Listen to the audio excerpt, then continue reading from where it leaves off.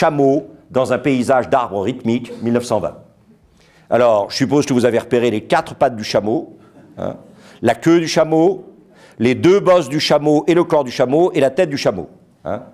Mais vous voyez, c'est ça qui est extraordinaire, c'est que dans un premier temps, vous ne reconnaissez pas. Et cette non-reconnaissance vous oblige à la concentration et à l'attention. Et ça n'est que par la concentration et par l'attention que vous pouvez véritablement entrer. Et ça, c'est évidemment très astucieux. C'est une forme d'ironie. Parce que Klee vous dit « Ah, vous venez à mon tableau pour voir ce que vous connaissez.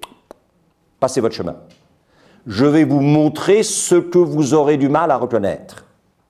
Mais ce mal que vous aurez à reconnaître fera votre engagement dans le déchiffrement de la toile. Vous voyez ce que je veux dire? C'est parce que ça ne se livre pas du premier coup que vous allez être plus engagé dans... Et là, Klee, Picasso, même combat.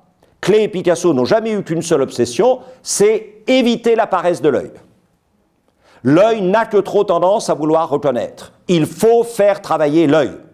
Et on voit bien évidemment qu'un défaut d'innovation dans un certain nombre de communautés, c'est parce que l'œil ne travaille plus, bien sûr. Hein, et que tout le monde est trop rassuré par le fait de retrouver toujours les mêmes choses et de reconnaître tout de suite. Tant qu'il n'y a pas une mise en danger de la communauté par le surgissement d'une forme de destruction, hein, des process et des habitudes, ça ne peut pas fonctionner. Hein. Audace, oser, 1930.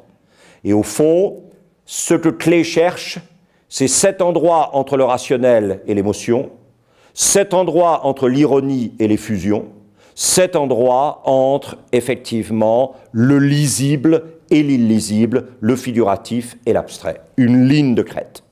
Ça, c'est clair.